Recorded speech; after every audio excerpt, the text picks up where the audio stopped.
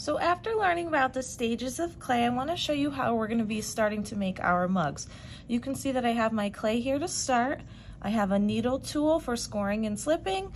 I have my rib tool for smoothing. I have slip, which is our glue. And I also have a sponge and I have a fork nearby for scratches and details. So what we want to do to start is you have a pretty big piece of clay. You're going to take it and cut it about in half. This is going to become your handle if you're making a handle, so keep this extra hunk of clay nearby. Obviously, if you're not making a handle, you can just use all the clay that you have. Clay works best when it's warmed up, and what clay does is it absorbs heat from your hands to make it more movable, and it helps you kind of build a little bit better. So I'm just giving it tiny little squeezes in each hand and just going from hand to hand. This will warm it up and make it easier to work with. Then what we want to do is we want to start forming this into a ball. And what we're going to do is we're going to make a pinch pot shape and then attach a handle to it as one of our styles for our mugs. So you can see how I'm just working this between my hands. You can also work right on your tray. What's nice about these trays is the clay doesn't stick to it. So you can notice how I'm just moving my hand in a circular motion to get that ball shape. Like that. Doesn't have to be perfect, but get it as close to a circle as you can. So what we're going to do is take our thumb and we're going to stick it right into the ball of clay, just to about the wrinkles of my finger past your fingernail, and then stop. Then what I'm going to do using my helper fingers is I'm going to squeeze and pinch like a crab and turning as I go. So squeeze, pinch, squeeze, pinch, squeeze, pinch. And you will see that the clay is going to start stretching. You've probably done this before when we've worked on pinch pots in younger grades. So just continue to pinch around that circle to get that bowl pinch pot shape. Perfect, so I'm just kind of working around. If you start to notice your clay getting cracks, your best tool is your skin on your finger. So see how I'm just smoothing out those cracks with my finger? Your fingers are probably the best tool that you have. Do not add water yet. So keep that on standby if we need it, but we don't need it yet. Then you're just gonna start really working this into the shape that you made in your sketch. So I'm working on this. I know that my mug is going to be rainbow themed, so I was gonna attach a handle. And something you also have to do is this has to sit flat on a table. So I like to gently push it into my clay board so that it has a flat bottom, so it's not rolling all over. See how it's pretty sturdy? You want your clay to be about the thickness of your thumb. If it's too thin, it will break in the kiln, and if it's too thick, it might get air trapped in it and then explode in the kiln. So think about thickness of your thumb. We don't want it any thicker or any thinner than your thumb. So I'm gonna start working on the outside. Really molding and shaping it so it's really nice and smooth. You want to think about the mugs that you buy at a store if that's what your theme is going for. So that's just our basic pinch pot mug. I have my handle on standby, so you want to start to measure and think about what your handles are going to look like. And I know some sketches don't have handles, which is fine, but I think I'm going to make my handle into the shape of an actual rainbow. So I'm going to warm up this piece first. When you're attaching clay to clay, what you want to think about is you want to think about scoring and slipping. Scoring is getting the bumpy texture, and slipping is the glue. This is our slip here.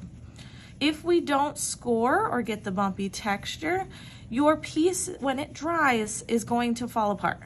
So if you don't have that bumpy texture, you have to score it, and it'll work. You can also use your tool. So needle tool is obviously like a needle. It's very sharp and pointy, but it's great for cutting out shapes.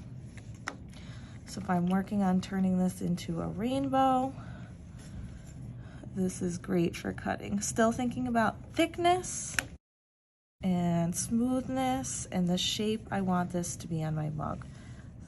So right now it's a little too big. It's at a good thickness. It's a little thin, but we'll work with it. Perfect. So when we score and slip, we get our bumpy texture first. You're putting your bumpy texture on anything that is being attached to something else. So I'm getting my scoring here, or my bumpy texture, and I know I want to attach this to the side of my mug. So I need to get that bumpy texture on the side of my mug.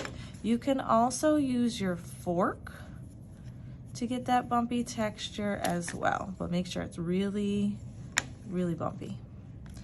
Next, what we're going to want to do is we want to get that glue or that slip onto the places that we're sticking the clay to. So I'm just going to stick my finger in it. And there's my slip there. And what slip is it really is just watered down clay, and it helps just attach everything together. So I'm going to take my bumpy pieces and attach them together. Then I can really start to smooth and shape everything out.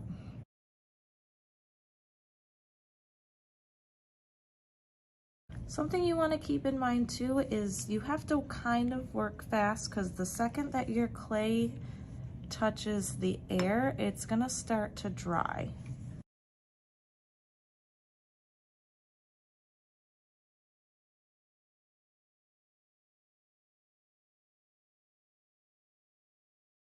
Perfect. So now that my mug has been made, next class we're going to add our details. So we need to make sure that our clay pinch pot goes into a plastic bag so that it doesn't dry out before next class. So what we want to do is we want to write our name on the bag with Sharpie,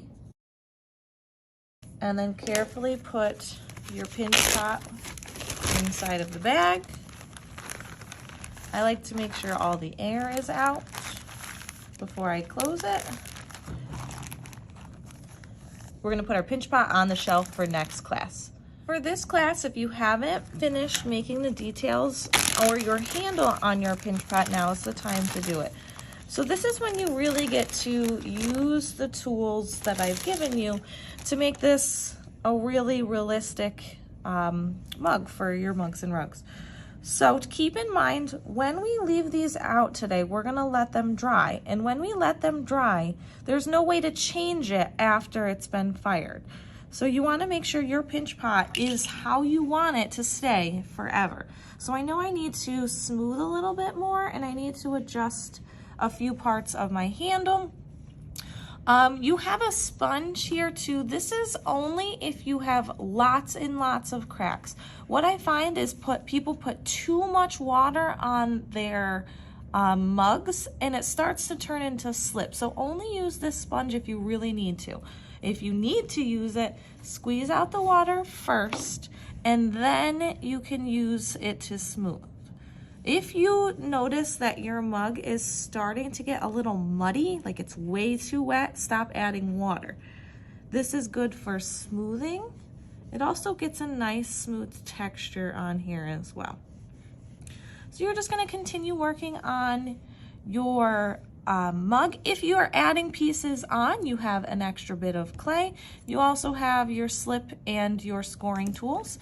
The rib tool here is also great for smoothing and getting lines and textures. You also have needle tool for all of those details as well. So I'm just going to work and really get this in a finalized, ready to dry state.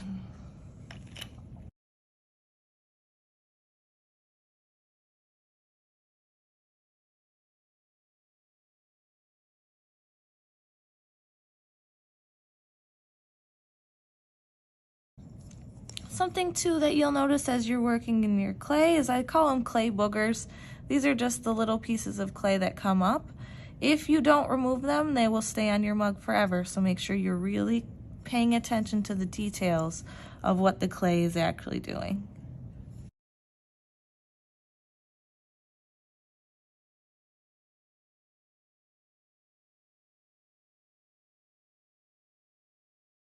Perfect, so my mug is in a really good spot. I like the details that I added, and it's very smooth. The last thing I want to do is I want to carefully flip it over, and I want to write my initials. And if someone in your class has the same initials as you, make sure you write your middle initial. I'm just going to carve it into the bottom so we know whose pinch pot is whose. If you don't do this, we're not going to know whose work is whose. So that is in the bottom. I'm going to put this on the shelf to dry, knowing that this is how it's going to stay forever after it's been fired. All of your tools are going to get returned to where you found them, and your extra clay will go back into the bag so someone else can use it.